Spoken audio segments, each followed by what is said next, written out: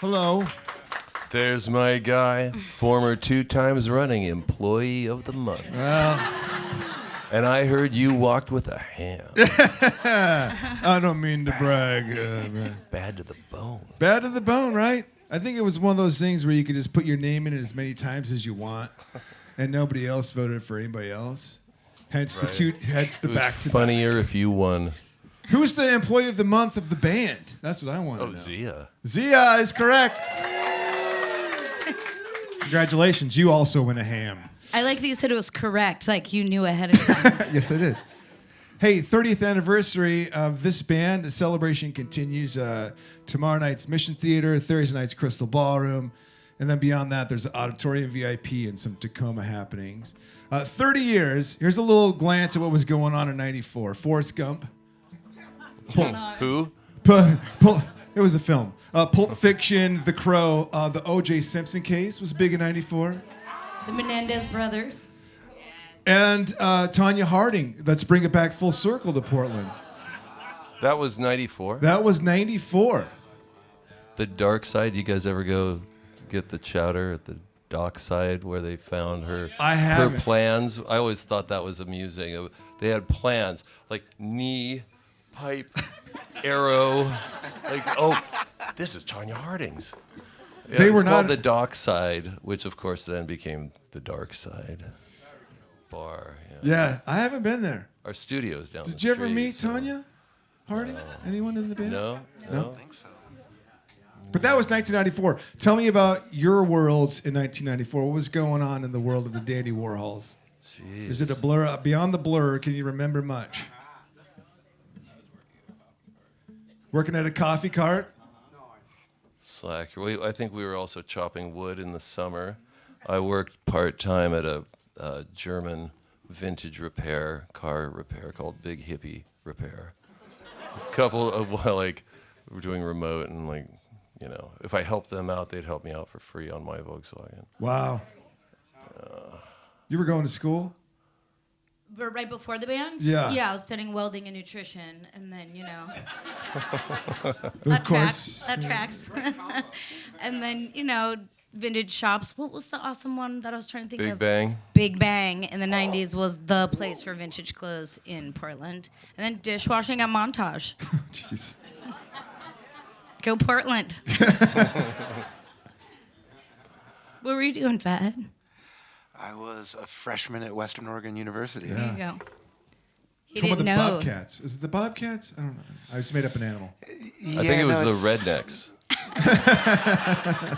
Close. No, it's the Wolves. Is that there in Independence, right? Independence, Oregon, Independence, the yeah. only Dry Dry community. college.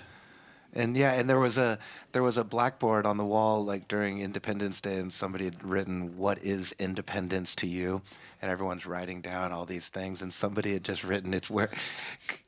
Oh yeah, because Monmouth is where the Yes, college is. yes. Independence is the town next door. You can walk there. And they said, "What is independence to you?" And it said, "It's where we get the beer." That's great.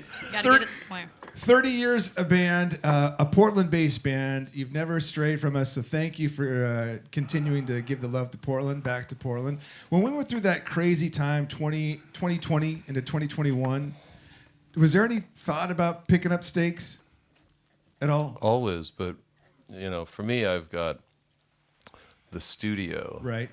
And so I'm shackled to this town. My family came out here from West Virginia after the Civil War. Wow. So my family is older than the dirt. My Wait, family has been here longer than any house.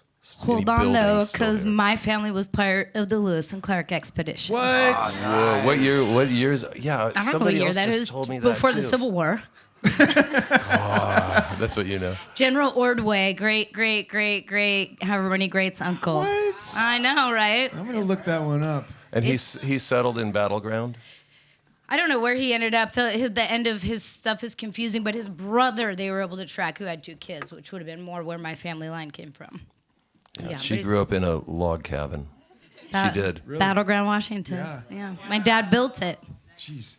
Fast forward to now, they just gave us their 12th album, Rockmaker. Congratulations on a new record. Thank Cool. you. Thank you. And there's some name dropping that would hurt toes. So there's some big artists. Frank Black is on this record. Debbie Harry Blondie is on this record. Slash is on this new record. Ooh. Because of course. I want to know the story though about Frank Black. I heard he got sent the wrong demo and it ended up on the album. Yes. And I had to call him back and go, hey, did you get Danzig with Myself? And he goes, no, I got Love Thyself. And I go, yeah, you didn't get, I love your part on it. It's cool, but we actually wanted you to play on. And so Pete sent him Danzig with Myself. And he goes, yeah, I'll just play on that one too. So we got him on 2 songs. We got Pixies, Badass. if you don't know, Pixies, singer, guitar player. Yeah. So How cool. does Slash come to be? Was there a connection before this Yeah, record? well, we knew all of them at some point in Sure. our very lengthy career.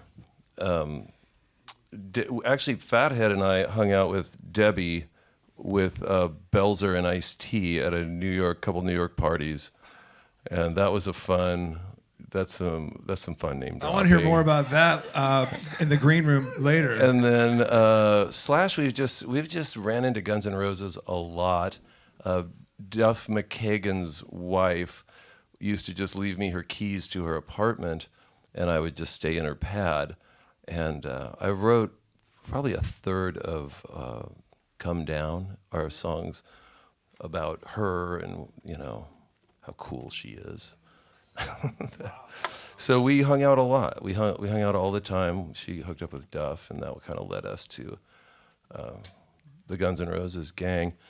And they were, it was the 90s, so I guess they weren't quite as messy as they were in like the late 80s. By the middle 90s, they were all kind of vegans and health nuts and, things like that. So they were really fun people to hang out with. And Axl Rose is one of the funniest, wittiest people I've ever known in a band. Surprising. Good to know. Yeah, he is really funny. Yeah. Yeah, he said, what was the one he said? He goes, Fathead was like, man, you seem in kind of a bad mood for hanging out at a bar. And he goes, yeah, this jerk just bitch slapped my sister. And he goes, bitch slapped your sister? And he goes, no, worse, my assistant. What? Okay, Axl. Cool, man.